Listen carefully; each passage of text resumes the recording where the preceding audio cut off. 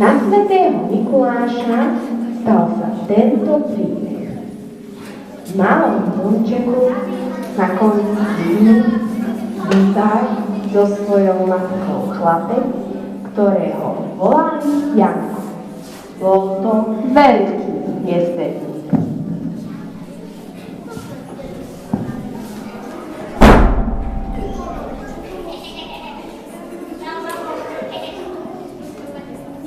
Janko, ty ma utrápiš. Na Mikuláša hneval Janko väčšmi ako inokedy. Bez dovolenia si bral z komory, z pivnice všetko, na čo mu prišla chuť.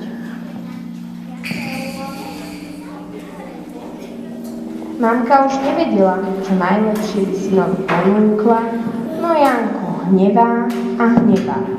Synček môj, zapamätaj si, jedlo si treba vážiť.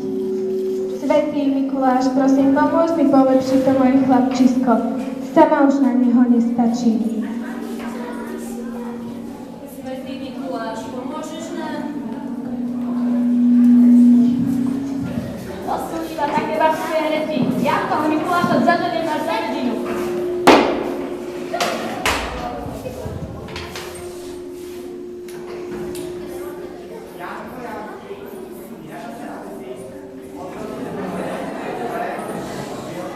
Mal by si viacej pomáhať pri robote.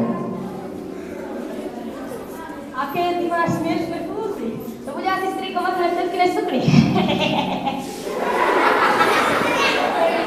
Ani Mikuláš si s roztopašným chlapcom nevedel dať rady, preto požiadal o pomoc nebesa.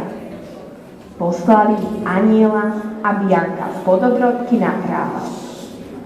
No Janko nie a nie sa polepšil. V tom sa začali diať čudné veci.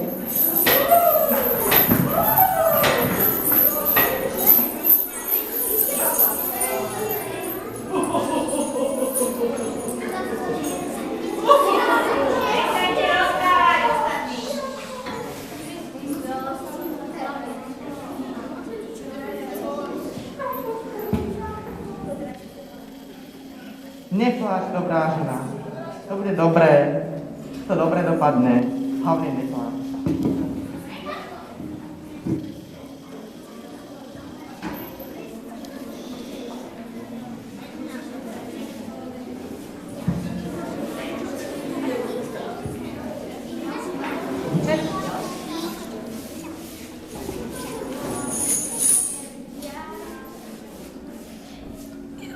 A tak si vyber, Janko. Alebo budeš poslúchať, alebo pôjdeš do kotla. Ha, ha, ha.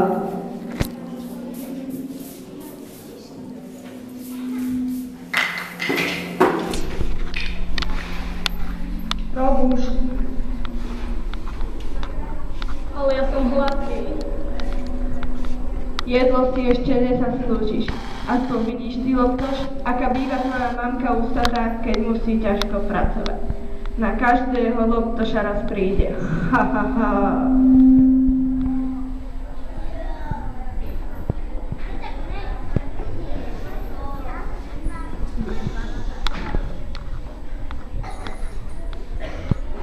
Mamka sa o Janka čoraz viac bála.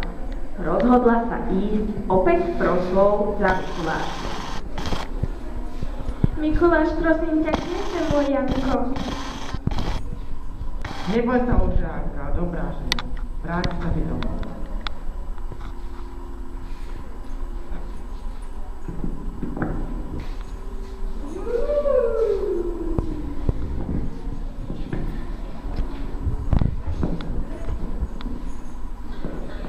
Mamka, mamička, chcel by som ťa za všetko zlé, čo som bola odprosiť.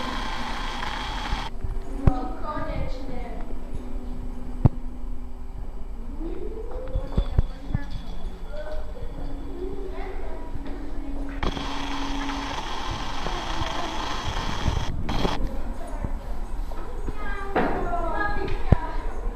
Ach, to bolo ale radostné stretnutie.